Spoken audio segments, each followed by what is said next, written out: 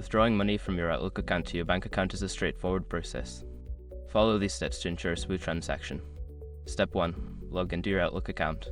Access your Outlook account by entering your email address and password. Make sure you are using a secure internet connection. Step 2. Navigate to the payment section. Once logged in, locate the payment or wallet section in your account settings. This is where you can manage your financial transactions. Step 3. Select Withdraw Funds. In the payment section, look for the option to withdraw funds. Click on this option to proceed with the withdrawal process. Step 4. Enter bank account details. You will be prompted to enter your bank account information. Ensure that all details are accurate, including the account number and routing number.